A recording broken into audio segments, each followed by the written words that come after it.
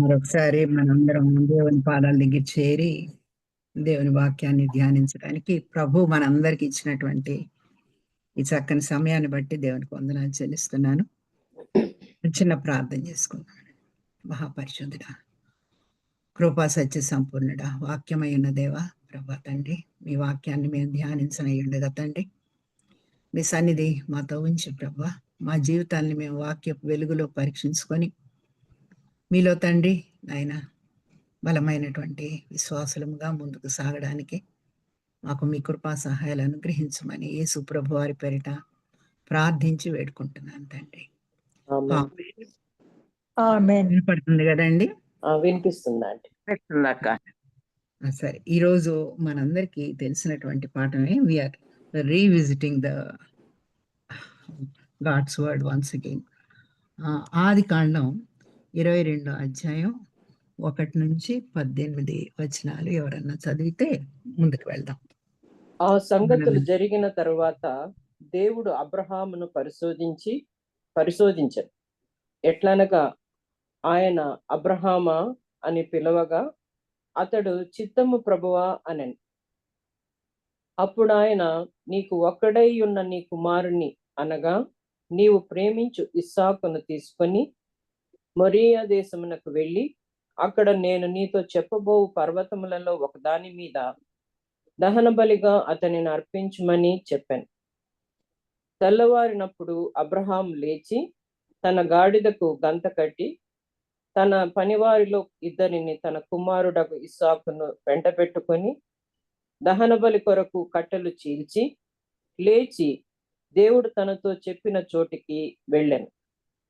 3వ నాడు అబ్రహాము కన్నులెత్తి దూరం నుండి ఆ చోటు చూచి ఆ పనివారితో, మీరు గాడిదతో ఇక్కడనే ఉండుడి, నేనును ఈ చిన్నవాడును అక్కడికి వెళ్ళి దేవునికి మ్రొక్కి మరలా మీ వద్దకు వచ్చేదమని చెప్పి దహన బలికి కట్టెలు తీసుకొని తన కుమారుడగు ఇస్సాకు మీద పెట్టి తన చేతితో నిప్పును కత్తిని పట్టుకొని పోయెను. వారిద్దరూ కూడి వెళ్ళుచుండగా ఇస్సాకు తన తండ్రి అయిన అబ్రహాముతో, నా తండ్రి అని పిలిచాను. అందుకతడు, ఏమి నా కుమారుడా అనెను. అప్పుడు అతడు, నిప్పును కట్టెలను ఉన్నవి కదా, దహన బలికి గొర్రెపిల్ల ఏది అని అడుగగా అబ్రహాము, నా కుమారుడా, దేవుడే దహన బలికి గొర్రెపిల్లను చూచుకొనునని చెప్పాను. అలాగు వారిద్దరూ కూడి వెళ్ళి దేవుడు అతనితో చెప్పిన చోటికి వచ్చినప్పుడు అబ్రహాము అక్కడ బలిపీఠమును కట్టి కట్టెలను చక్కగా పేర్చి తన కుమారుడగు ఇస్సాకును బంధించి ఆ పీఠము పైనున్న కట్టెల మీద ఉంచెను. అప్పుడు అబ్రహాము తన కుమారుని వధించుటకు తన చెయ్యి చాపి కత్తి పట్టుకొనగా దేవదూత పరలోకము నుండి, అబ్రహామా అబ్రహామా అని అతని పిలిచెను. అందుకతడు, చిత్తము ప్రభువా అనెను. అప్పుడు ఆయన, ఆ చిన్నవాని మీద చెయ్యి వేయకుము, అతని నేమియూ చేయకుము, నీకు ఒక్కడై ఉన్న నీ కుమారుని నాకియ్య వెనుతీయలేదు కనుక నీవు దేవునికి భయపడువాడవని ఇందువలన నాకు కనబడుచున్నదనెను. అప్పుడు అబ్రహాము కన్నులెత్తి చూడగా పొదలో కొమ్ముల తగులుకొని ఉన్న ఒక పొట్టేలు వెనక తట్టున కనబడింది. అబ్రహాము వెళ్ళి ఆ పొట్టేలును పట్టుకొని తన కుమారునికి మారుగా పెట్టి దహన బలిగా అర్పించెను. అబ్రహాము ఆ చోటికి యెహోవా ఈరే అని పేరు పెట్టాను. అందుచేత యెహోవా పర్వతం మీద చూచుకొనును అని నేటి వరకు చెప్పబడింది. యెహోవా దూత 2వ మారు పరలోకము నుండి అబ్రహామును పిలిచి ఇట్లనెను, నీకు ఒక్కడే అయ్యున్న నీ కుమారుని వెనక తీయక ఈ కార్యం చేసినందున నేను నిన్ను ఆశీర్వదించి ఆకాశ నక్షత్రముల వలెను సముద్ర తీరమందలి ఇసుక వలెను నీ సంతానమును నిశ్చయముగా విస్తరింపచేసేదను. నీ సంతతి వారు తమ శత్రువుల గవిని స్వాధీనపరుచుకొందురు. అంటే 1 to 17 కదండి. వారు మరియు నీవు నా మాట వినినందున నీవు నా మాట వినినందున భూలోకంలోని జనములన్నీ నీ సంతానం వలన ఆశీర్వదించబడును. నా తోడ నా తోడని ప్రమాణం చేసి ఉన్నానని యెహోవా సెలవిచ్చినను. థ్యాంక్స్ మా, థ్యాంక్ యూ వెరీ మచ్. ఈ పాఠ్య భాగం మనందరికీ తెలిసిందేనండి. కాకపోతే వీఆర్ రీవిజిటింగ్ ద టెక్స్ట్. పాఠ్య భాగంలో ఉన్నటువంటి దేవుని సత్యాల్ని మరొకసారి జ్ఞాపకం చేసుకుందాం.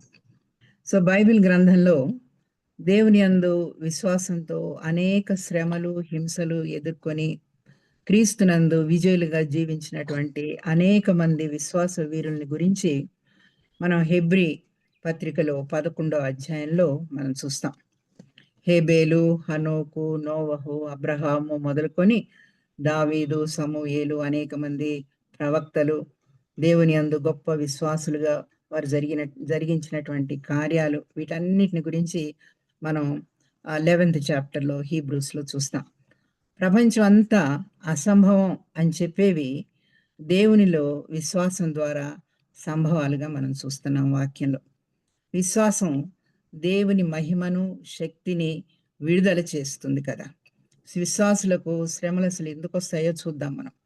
మన సృష్టికర్త అయిన దేవుని యందు సంపూర్ణ విశ్వాసం కలిగి జీవించినప్పుడు మరి మనము ఈ లోకంలో మనం ఎదుర్కొనేటటువంటి శ్రమల్ని ఈ విశ్వాస వీరుల్లాగే మనం కూడా జయించగలం. అయితే ఒక ప్రశ్న ఏమిటంటే, విశ్వాసంలో ఉన్నవారికి శ్రమలు ఎందుకు వస్తాయి? ఈ ప్రశ్న మనల్ని కూడా అడుగుతారు, క్రైస్తవులను కూడా అడుగుతారు. మీరు చాలా ప్రార్థనలు చేస్తూ ఉంటారు కదండి, గుడికి రెగ్యులర్గా వెళ్తారు, మీకెందుకు శ్రమలు వస్తున్నాయి?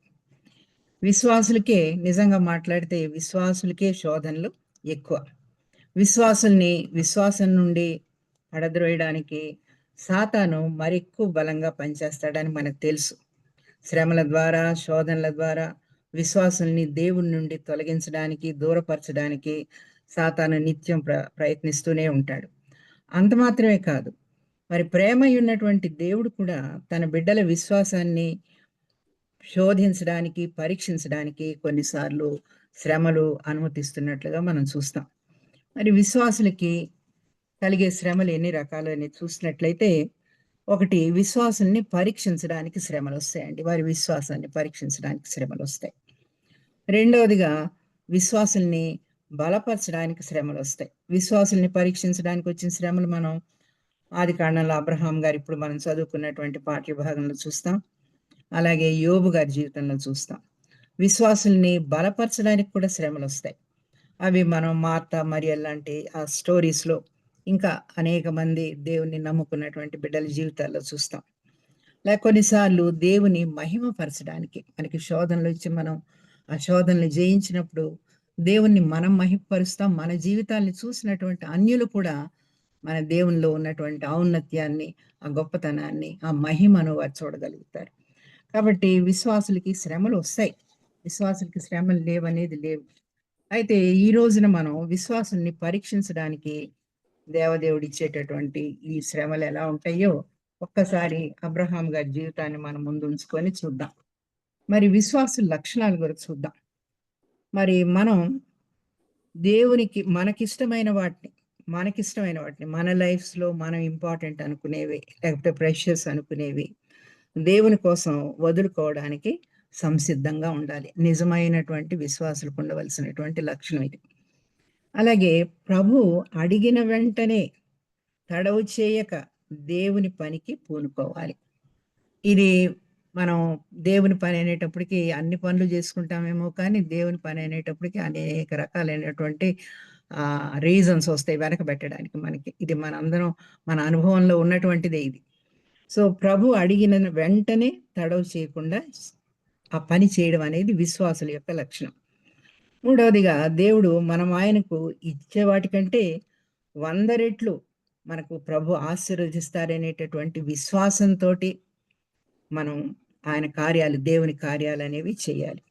నాలుగవదిగా, దేవుని చిత్తానికి సంతోషంగా లోబడాలి. ఒక్కోసారి మన జీవితాల్లో శ్రమలు, శోధనలు, దుఃఖం ఎన్నో వస్తాయి. అవి అలాగే పర్మనెంట్గా ఏమి ఉండిపోవు మనతోటి. దేవుని యొక్క ఆశ్చర్యకరమైనటువంటి విడుదల, అవన్నీ చూస్తాం మనం. కాబట్టి ఆ శోధన వచ్చినప్పుడు కృంగిపోకూడదు. వాటిని ధైర్యంగా దేవుని మీద ఆధారపడి వాటిని ఎదుర్కోవడానికి మనం ప్రయత్నించాలి. కాబట్టి విశ్వాసంలో ఉండవలసినటువంటి లక్షణాలు మనలో ఉన్నాయో లేదో చూసుకుందాం.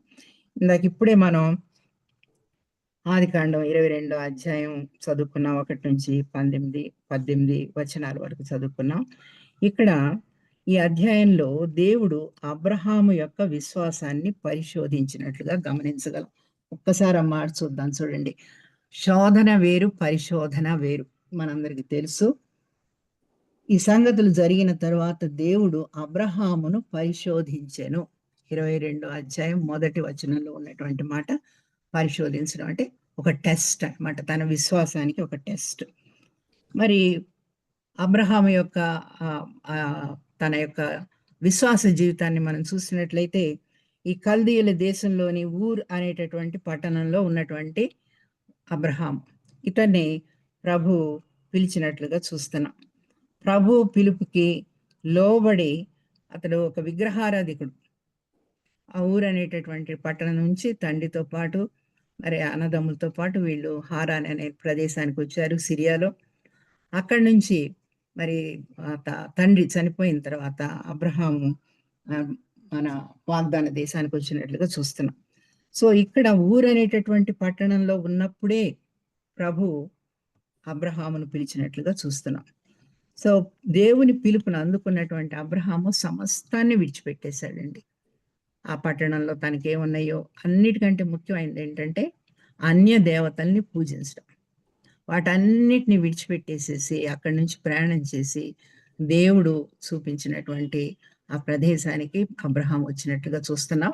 ఈ పిలుపు, దేవుని పిలుపుకి రెస్పాండ్ అవ్వడం మొదటి లక్షణం. ఒక విశ్వాసి జీవితంలో ఫస్ట్ స్టెప్ ఏంటంటే, దేవుడు పిలిచినప్పుడు ఎన్నో సేవలకు పిలుస్తారు ప్రభు మనల్ని. ఒక్కొక్కరికి ఒక్కొక్కటి ఉంటుంది. వాటికి రెస్పాండ్ అవ్వడం అనమాట. సో దేవుని పిలుపు అందుకున్నటువంటి అబ్రహాము ఆ కల్దీయుల దేశంలో ఊరు అనేటటువంటి ప్రాంతం నుంచి చాలా దూరం అండి అది. అక్కడి నుంచి అతను కనాను దేశానికి వచ్చినట్లుగా చూస్తున్నాం. ఆదికాండం 12:1-3 నుంచి దేవుని పిలుపు, దేవుని వాగ్దానాలు ఒక్కసారి చదువుకుందాం. కవిత చదవగలవమ్మా? చదువుతానండి. ఆదికాండము 12 1-3. యెహోవా, నీవు లేచి నీ దేశము నుండి నీ బంధువుల యొద్ద నుండి నీ తండ్రి ఇంటి నుండి బయలుదేరి నేను నీకు చూపించు దేశమునకు వెళ్ళము. నిన్ను గొప్ప జనముగా చేసి నిన్ను ఆశీర్వదించి నీ నామమును గొప్ప చేయుదును. నీవు ఆశీర్వాదముగా నుండు. నిన్ను ఆశీర్వదించు వారిని ఆశీర్వదించదను, నిన్ను దూషించు వాణ్ణి శపించదను. భూమి యొక్క సమస్త వంశములను నీ యందు ఆశీర్వదించబడునని అబ్రహాముతో అనగా. అప్పుడు అతని పేరు అబ్రామే, తర్వాత అబ్రహాముగా మారింది. సో ఇక్కడ అబ్రాము తోటి ప్రభు చేసినటువంటి వాగ్దానం చూస్తున్నాం. పిలుపు, దేవుని పిలుపు. ఆ పిలుపు వాగ్దానాలతో కూడినటువంటి పిలుపు. ఆ 3 వచనాల్లో దాదాపు 7 ఆశీర్వాదాలండి. అబ్రహాము ద్వారానే యేసుక్రీస్తు ప్రభు వారి లోకానికి వచ్చారు. అతని వంశంలో నుంచి వచ్చారు. ప్రభు ద్వారానే మనందరం ఒక రోజున పరలోక ప్రవేశం చేస్తాం. కాబట్టి ఇది అంటే యూ కెన్ ఇమాజిన్ అసలు అది ఎంత గంభీరమైనటువంటి పిలుపు, అబ్రాహాముకి ఇచ్చినటువంటి పిలుపు. ఎటువంటి పిలుపు మనం జాగ్రత్తగా ఆలోచిస్తే చాలా ఆశ్చర్యం అనిపిస్తుంది. 7 ఆశీర్వాదాలు ఉంటాయి దాంట్లో. మీ అందరికీ తెలిసినటువంటి భాగమే కాబట్టి దాని గురించి నేను ఎక్కువగా చెప్పక్కర్లేదు. సో కల్దీయుల దేశంలోని ఊరు అనేటటువంటి పట్టణం నుండి దేవుడు అబ్రహామును పిలిచినట్లు మనం చూస్తున్నాం. విగ్రహారాధికుడైనటువంటి అబ్రహాము దేవుని పిలుపుకు లోబడి సమస్తాన్ని విడిచిపెట్టి విశ్వాసంతో కనాను దేశంలోని మోరే అనే ప్రదేశానికి చేరినట్లుగా మనం ఆదికాండం 12 అధ్యాయంలో గమనించగలం. 12:1-3 నుంచి దేవుని పిలుపు చూస్తాము. తర్వాత 12 అధ్యాయం 1లో నీవు లేచి నీ దేశం నుండి, నీ బంధువుల నుండి, నీ తండ్రి ఇంటి నుండి బయలుదేరి నీకు చూపించు దేశమునకు వెళ్ళు అని చెప్పి ప్రభు చెప్పినప్పుడు వెంటనే ఆ పిలుపు అందుకున్న వెంటనే అతను రెస్పాండ్ అయ్యి మరి ప్రభు చూపించినటువంటి స్థలానికి. దాని హెబ్రీ పత్రికలు ఎలా చూస్తామంటే ఎక్కడికి వెళ్ళాలో తెలియకుండానే ప్రయాణం చేశాడని చూస్తాం. మాటలు ఎంతో బాగుంటాయి, చూద్దాం. సో ఇక్కడ మనం ఈరోజు మన పాఠ్య భాగం 22వ అధ్యాయం 1వ వచనం. తర్వాత అనేక అధ్యాయాలు జరిగినాయండి. అబ్రహాంకి పిల్లలు లేకపోయారు, మనందరికీ తెలిసినటువంటి కథ ఇది. తర్వాత ప్రభు అబ్రహాంకి సంతానాన్ని వాగ్దానం చేసినట్లుగా చూస్తాము. 15వ అధ్యాయంలో వాగ్దానం చేశారు, 17వ అధ్యాయంలో వాగ్దానం చేశారు. అబ్రహాము మరి కనాను దేశానికి వచ్చినప్పుడు 75 సంవత్సరాల వయసు కలిగినటువంటి వాడు. అతనికి 100 సంవత్సరాల వయసు వచ్చినప్పుడు, అంటే 25 సంవత్సరాల తర్వాత ఇస్సాకు జన్మించినట్లుగా మనం చూస్తాం. సో ఇక్కడ ప్రభు 22వ అధ్యాయంలో దేవుడు అబ్రహామును పరిశోధించినట్లుగా చూస్తున్నాం. టెస్ట్ అన్నమాట అబ్రహాం యొక్క విశ్వాసానికి. యెహోవా అతనితో చెప్పినాను సార్. ఆ సంగతులు జరిగిన తర్వాత దేవుడు అబ్రహామును పరిశోధించెను. ఎట్లనగా ఆయన అబ్రహామా అని పిలువగా అతడు చిత్తం ప్రభువా అనెను. ఓకే నాన్న.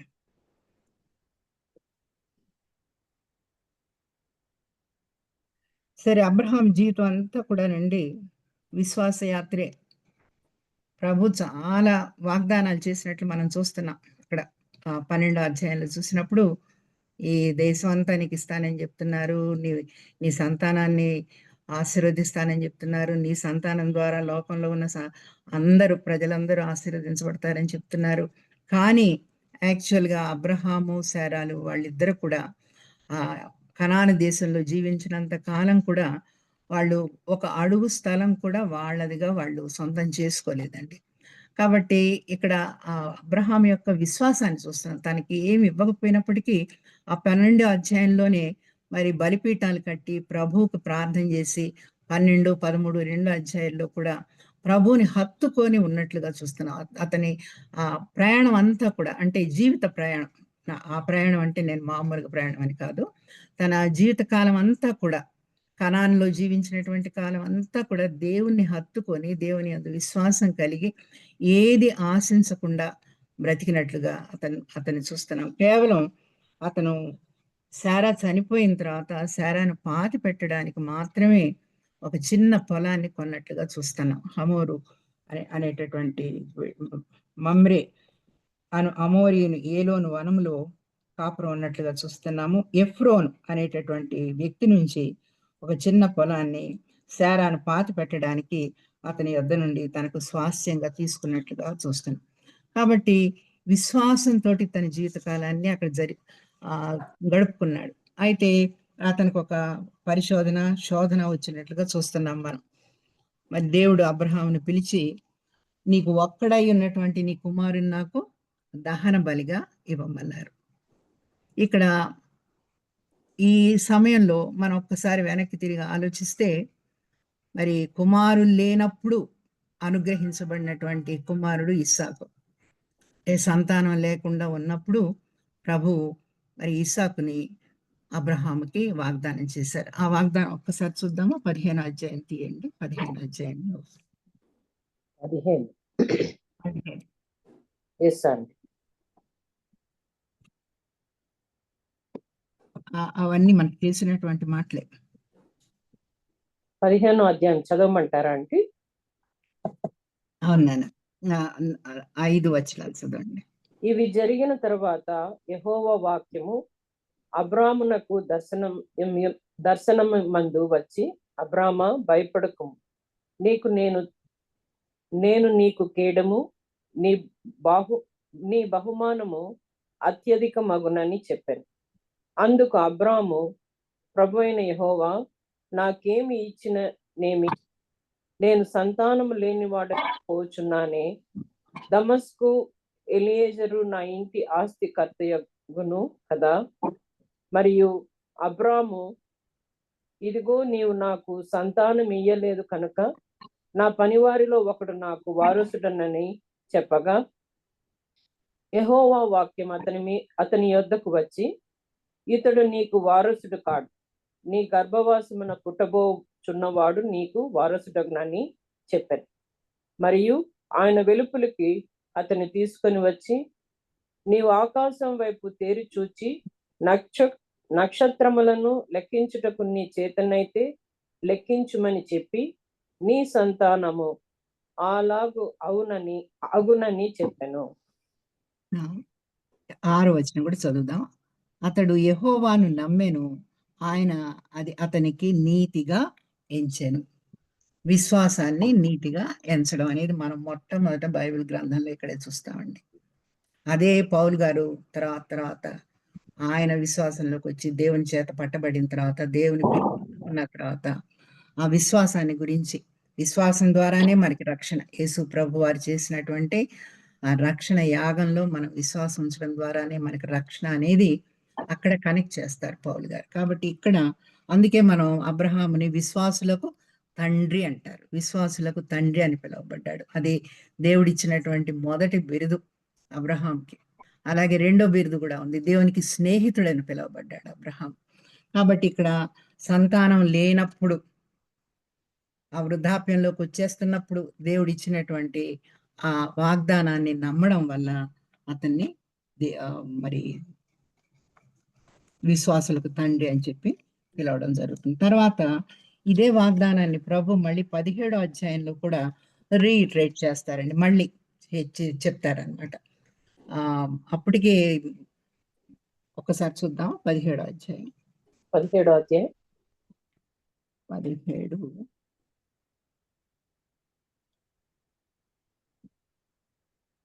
అక్కడ ప్రభు 17వ అధ్యాయంలో అబ్రహాముని శారాని ఇద్దరిని కూడా దీవించి వారి పేర్లు మారుస్తారు. మొదట అబ్రాము పేరు అబ్రహాముగా మారుస్తారు, అంటే జనములకు తండ్రిగా. అలాగే శారాయి, మరియు దేవుడు నీ భార్య అయిన సారాయి పేరు సారాయి అనవద్దు, ఏలయనగా ఆమె పేరు సారా, నే ఆమెను ఆశీర్వదించి ఆమె వలన నీకు కుమారుని కలుగజేసేదను, నేను ఆమెను ఆశీర్వదించదను, ఆమె జనములకు తల్లి అయి ఉండును, జనముల రాజులు ఆమె వలన కలుగుదరని అబ్రహాముతో చెప్పినప్పుడు అబ్రహాం ఏమన్నాడంటే, ప్రభా 100 ఏళ్ళు నాకు, సారాకేమో 90 ఏళ్ళు, ఇంకా మాకు పిల్లలు ఎలా కలుగుతారని చెప్పి కొంచెం అక్కడ డౌట్ ఎక్స్ప్రెస్ చేసినట్లుగా ప్రభు మళ్ళీ అక్కడ ఆయన చేసినటువంటి వాగ్దానాన్ని మళ్ళీ ఆయన రీఇటరేట్ చేస్తూ, స్ట్రెంగ్తన్ చేస్తూ రెండోసారి కూడా ఆ వాగ్దానాన్ని చెప్పినట్టు చూస్తాము. అలాగే 18వ అధ్యాయంలో కూడానండి ప్రభుకి ఆతిథ్యం ఇవ్వడం, మనకందరికీ ఈ అధ్యాయాలన్నీ తెలుసు, వాటి ప్రాముఖ్యత అంతా తెలుసు. అక్కడ కూడా మరి ప్రభు మరి అబ్రహాముని విజిట్ చేయడం, అబ్రహాము ప్రభుకి అక్కడ ఒక చక్కని విందు చేయడం, అవన్నీ చూస్తాం. అక్కడ ప్రభు శారా వచ్చే ఈనాటికి మళ్ళీ నేను వచ్చేటప్పటికి శారాకి ఒక కుమారుడు కలుగుతాడని చెప్తారు. అది పాపం శారా నవ్వినట్లు ఇవన్నీ చూస్తాం మనం. తర్వాత 21వ అధ్యాయంలో ప్రభు వారిని ఆశీర్వదించి వారికి ఒక కుమారుడిని ఇచ్చినట్లుగా చూస్తున్నాం. 22కి వచ్చేటప్పటికి ప్రభు ఆ కుమారుణ్ణి తనకి దహన బలిగా అర్పించమని చెప్తున్నట్లుగా చూస్తున్నాం. ఒక్కడే ఉన్నటువంటి కుమారుడు, వాగ్దాన పుత్రుడు, అతని ద్వారానే మరి ప్రపంచం అంతా, లోకం అంతా ఆశీర్వదించబడుతుందని ఏ కుమారుణ్ణి గురించి అయితే ప్రభు చెప్పారో ఆ కుమారుణ్ణి ప్రభు దహన బలిగా అర్పించమని చెప్తూ పరిశోధించెను, టెస్టింగ్ అనమాట. He's testing his faith. అయితే వెంటనే 2వ వచనం చూద్దాం, చూడండి. ఏదంటే 22nd చాప్టర్ థర్డ్ వర్స్.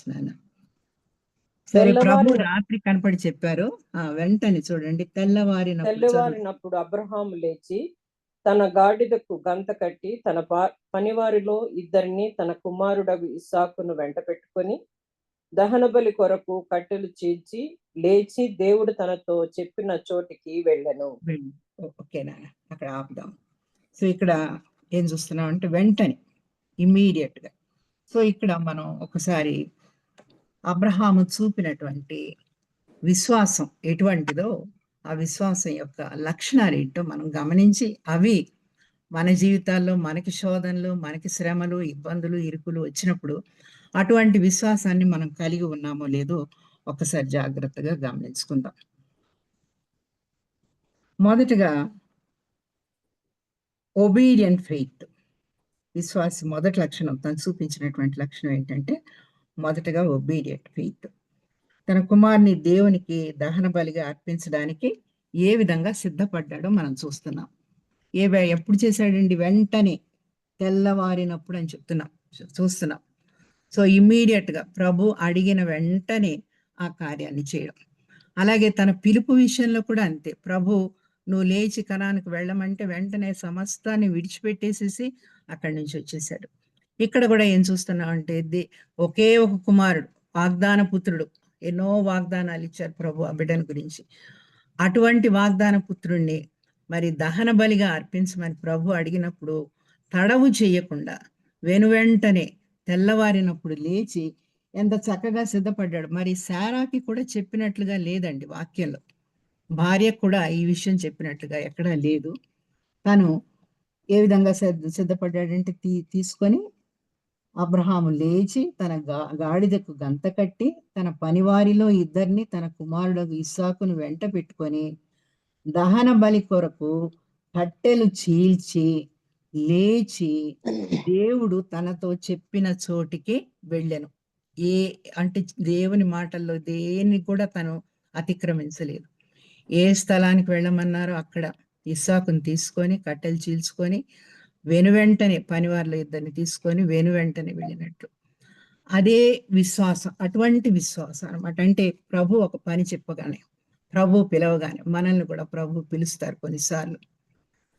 ఆ పిలుపుకి మనం రెస్పాండ్ అవుతున్నామా, ఆ పని చేయడానికి సిద్ధపడుతున్నామా అనేది మనం చాలా జాగ్రత్తగా చూడాలి.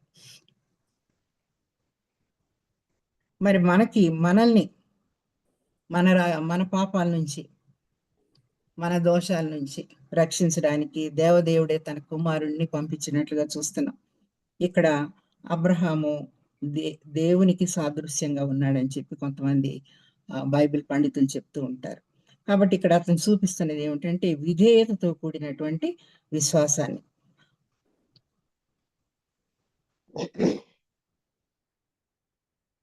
అలాగే మనం కూడా దేవుడు మనల్ని దాన్ని అడిగినప్పుడు, ఒక సేవ కోసం రమ్మని కానీ, ఆయన కోసం నిలబడమని కానీ, వాక్యం చెప్పమని కానీ, లేకపోతే మనం కూడా వాక్యం చెప్పడానికి చాలా వంకలు వస్తాయి, చాలా పోస్ట్ పోన్మెంట్లు ఇవన్నీ చేస్తూ ఉంటాం. అనుభవం ఉన్నప్పటికి కూడా వెనకాడుతూ ఉంటాం. కాబట్టి మనకి ప్రభు చెప్పేటటువంటి, మనకిచ్చేటటువంటి బాధ్యతల విషయాలు మనం ఎంత నమ్మకంగా ఉన్నాం, ఎంత వాటిని వెంటనే చేయడం అనేది.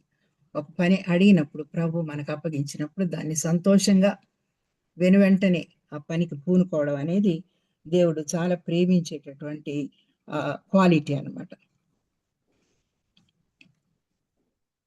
అలాగే మనం ప్రభు మరి తన శిష్యుల్ని పిలిచిన పిలుపుని కూడా ఒకసారి జ్ఞాపకం చేసుకుందాం.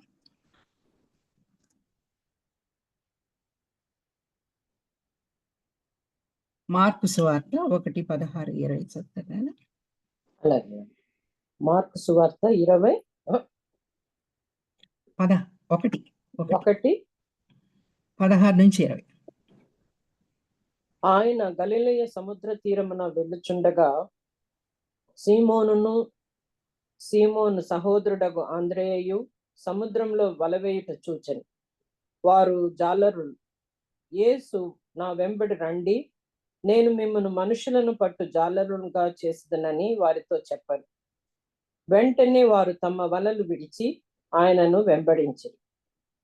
ఆయన ఇంకా కొంత దూరం వెళ్ళి జెబెదయి కుమారుడగు యాకోబును అతని సహోదరుడగు యోహానును చూచెను. వారు దోణిలో ఉండి తమ వలలు బాగు చేసుకొనుచుండిరి. వెంటనే ఆయన వారిని పిలవగా వారు తమ తండ్రి అయిన జెబెదయి దోణిలో జీతగాండ్ర యొద్ద విడిచిపెట్టి ఆయనను వెంబడించిరి.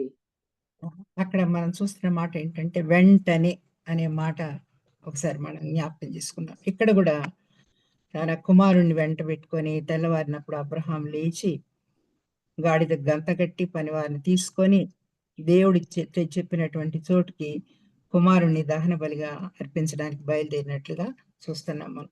ఒకసారి అబ్రహాం స్థానంలో మనల్ని మనం ఉంచుకొని చూసినట్లయితే అతని హృదయ పరిస్థితి ఏ విధంగా ఉంటుందండి?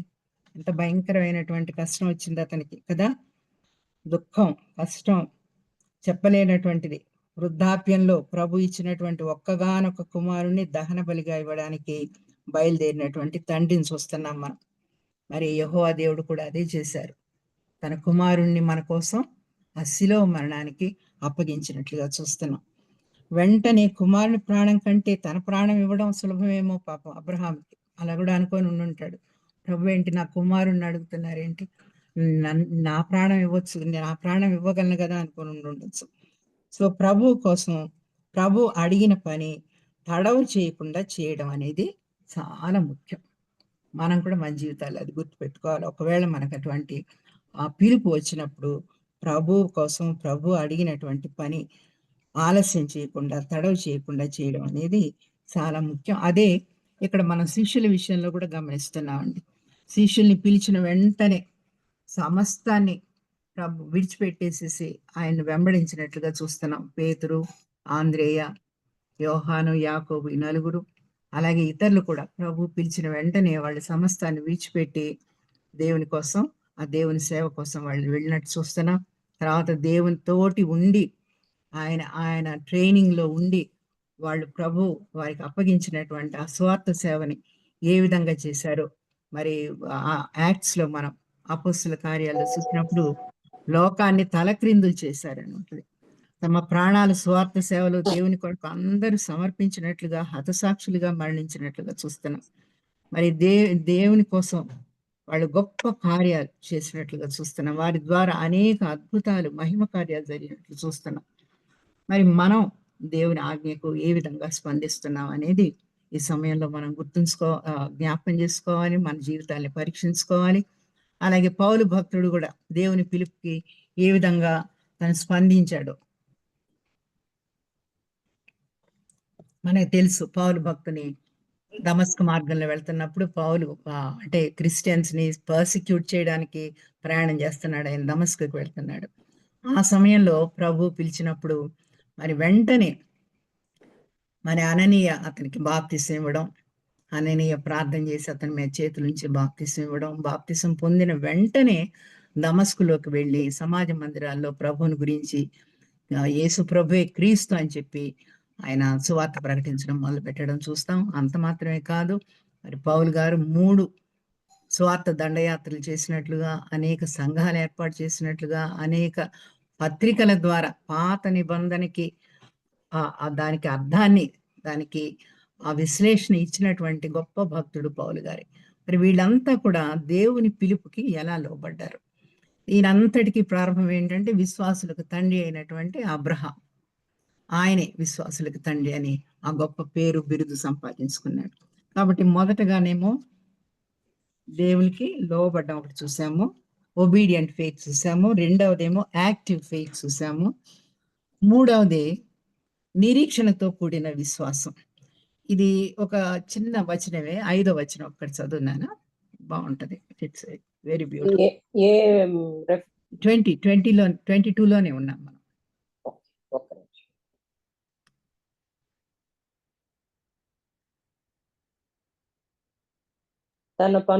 తన పనివారితో మీరు గాడిదతో ఇక్కడనే ఉండుడి, నేనును ఈ చిన్నవాడును అక్కడికి వెళ్ళి దేవునికి మ్రొక్కి మరలా మీ యొద్దకు వచ్చదమని చెప్పి.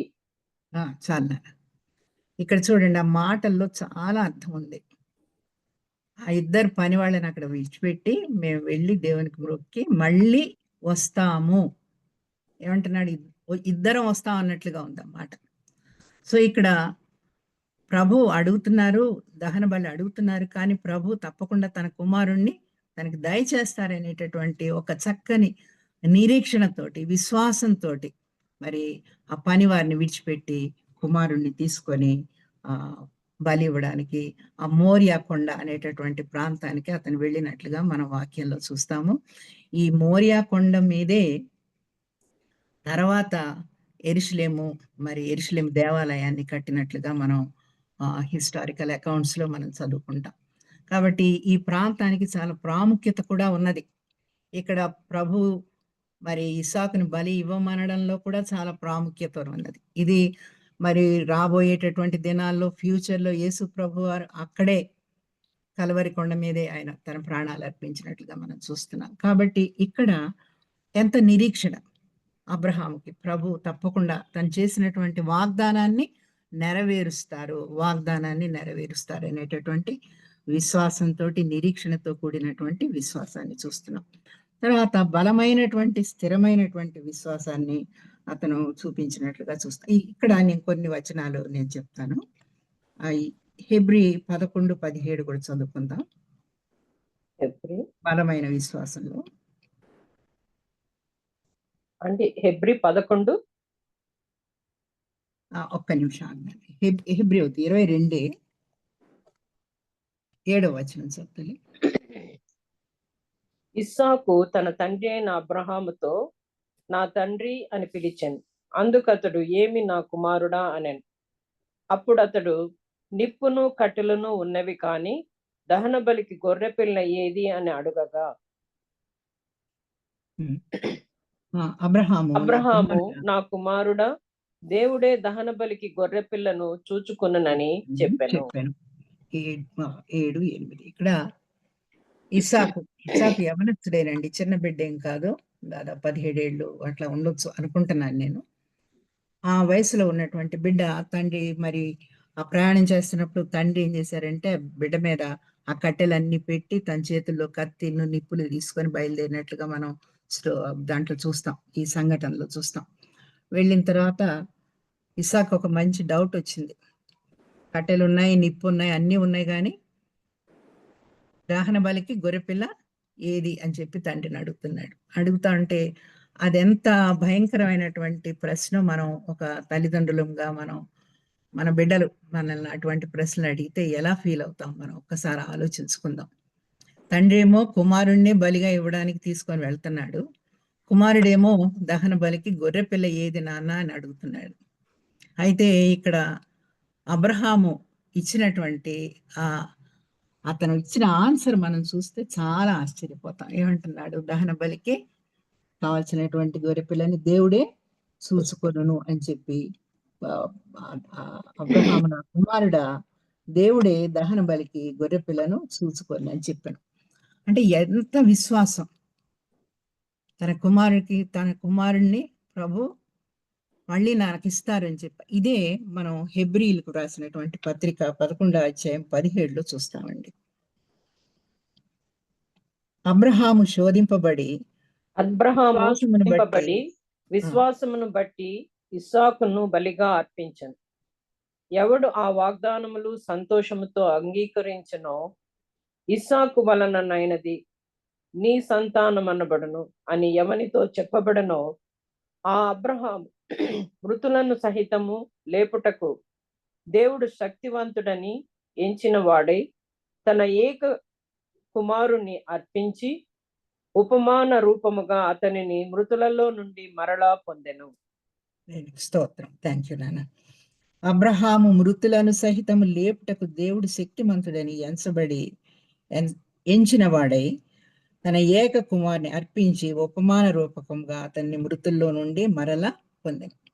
అంటే ఆల్మోస్ట్ ఇచ్చేసినట్లే అనమాట, బలి ఇచ్చేసినట్లే, తన హృదయంలో అర్పించేసేసాడు. అటువంటి అంత విశ్వాసం అనమాట, అంత విశ్వాసం కలిగినటువంటి అబ్రహాముని మనం ఇక్కడ చూస్తున్నాం. మనం ఆయనకి ఇచ్చు వాటికంటే ప్రభు మనకి ఎన్ని రెట్లు ఇస్తారండి?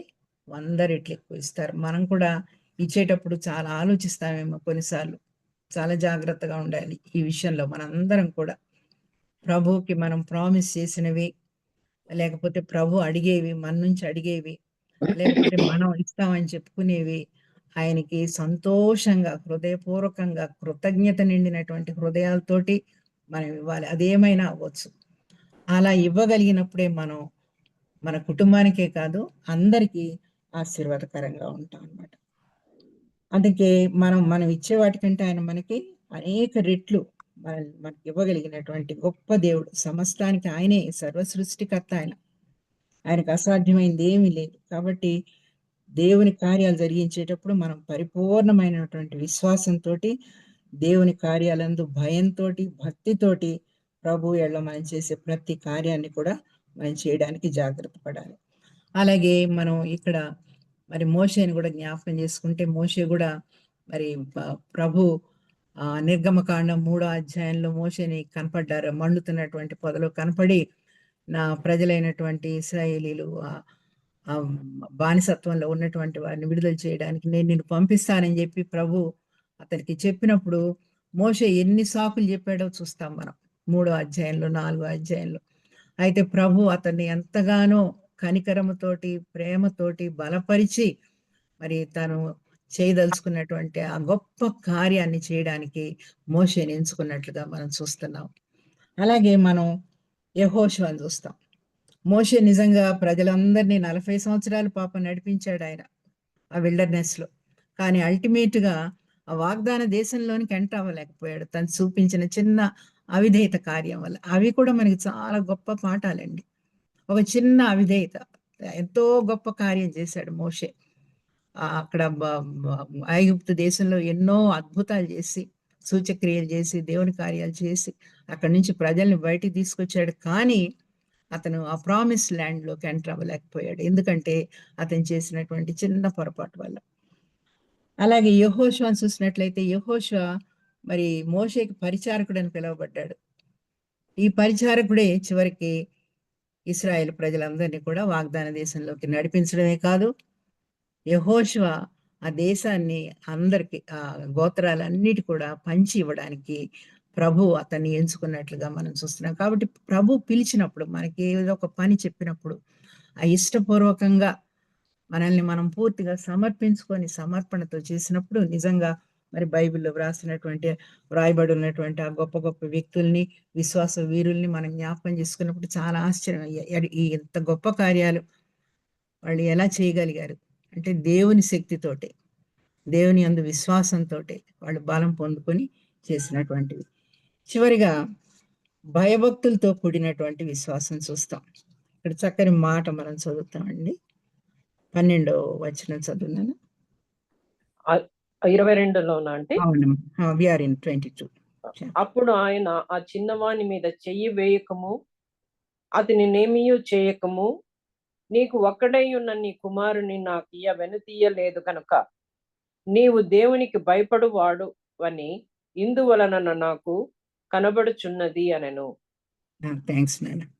సో ఇక్కడ తను చేసే కార్యాన్ని దేవుని యందు భయభక్తులతోటి చేస్తున్నట్టుగా చూస్తున్నాం. మరి మనకి దేవుని యందు భయభక్తులు ఉన్నాయా అని ప్రశ్నించుకుందాం. ఒకసారి సామెతలు 14, 26, 27 నేనే చదువుతాను.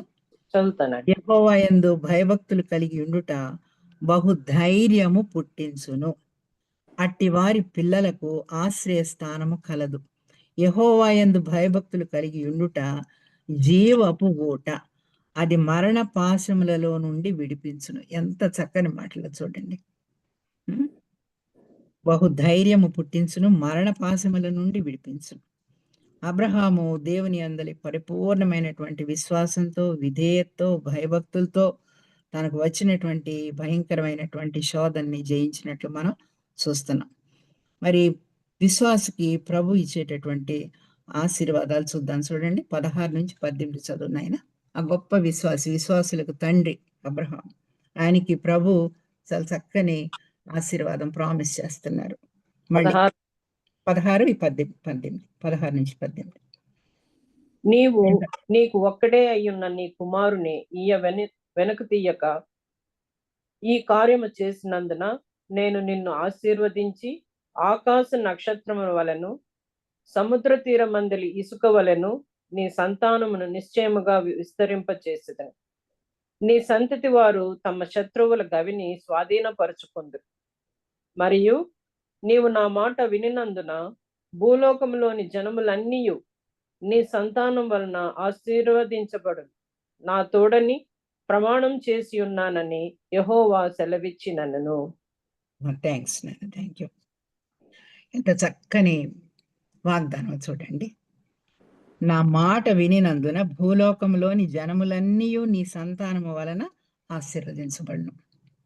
యేసు ప్రభు వారి ద్వారా మనందరం, అబ్రహాం సంతానమే యేసు ప్రభు వారు, అందరం ఏ విధంగా రక్షించబడ్డాం, ఆశీర్వదించబడ్డాం. ఒక రోజున మనం దేవుని సన్నిధిలో దేవుని వారసులముగా, దేవుని కుమారులముగా ఆయన సన్నిధిలో ఉంటామనేటటువంటి తలంచుకున్నప్పుడు, ఆయన ముఖదర్శనం చేసుకుంటూ మనం అక్కడ ఉంటాము అని తలంచుకుంటే నిజంగా మనకి ఎంత తృప్తి ఉంటుంది. అయితే ఈ ప్రయాణం, ఈ విశ్వాస ప్రయాణంలో చాలా జాగ్రత్తగా ఉండాలి మనందరం కూడా.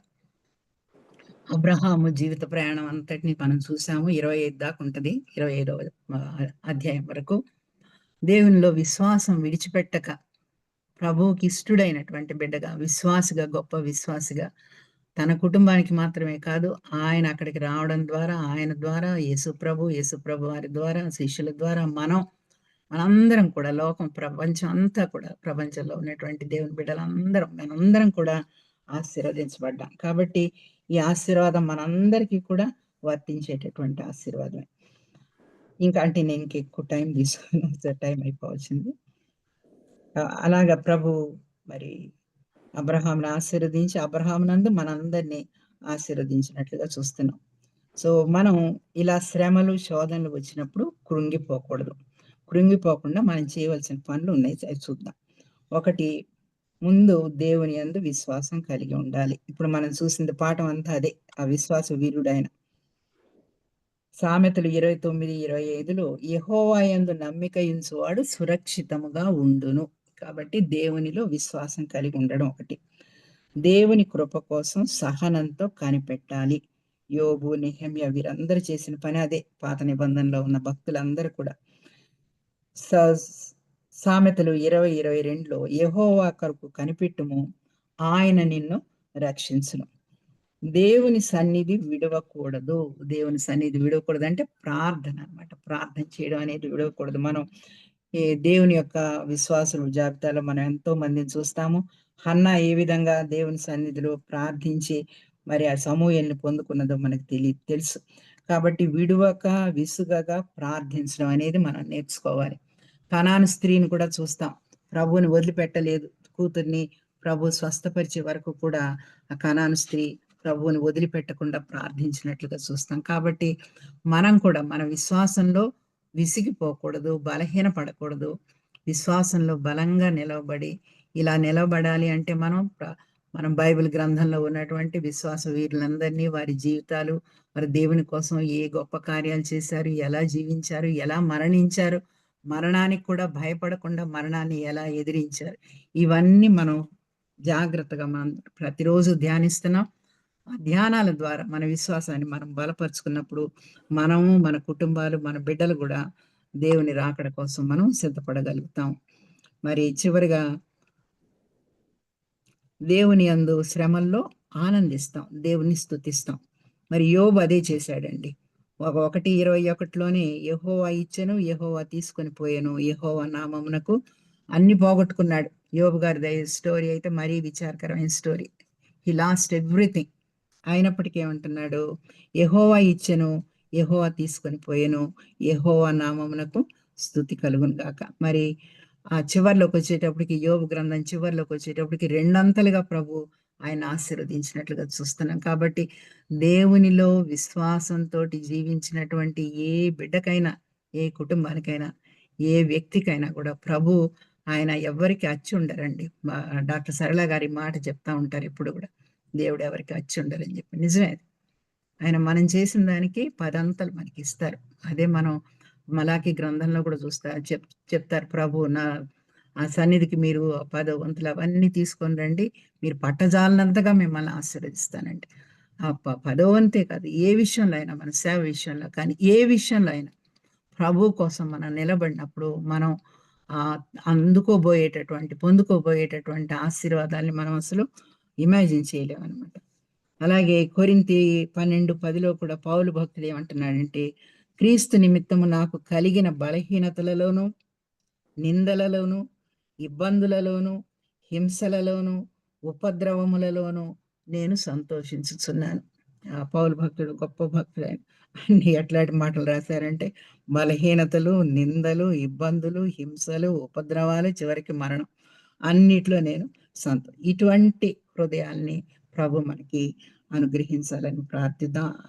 అలాంటి మనం ఇప్పుడు మనం అనేక మంది విశ్వాస వీరులని గురించి మనం అంటే కొద్దిగానే చూసాము వారి జీవితాల గురించి. మరి అలాంటి విశ్వాసాన్ని కలిగి జీవించడానికి ప్రభు పరిశుద్ధాత్మ దేవుడు మనందరికీ సహాయం చేయాలని కోరుకుంటున్నాను. మరి ఈ చిన్న వాక్యాన్ని మీతో పంచుకోవడానికి నాకు సమయం ఇచ్చినందుకు మీ అందరికీ వందనాలు. దేవుడు మిమ్మల్ని అందరినీ దీవించును గాక. ప్రభువుకే స్తుతి, మహిమ, ఘనత, ప్రభావాలు చెల్లును గాక. ఆమేన్. ఆమేన్.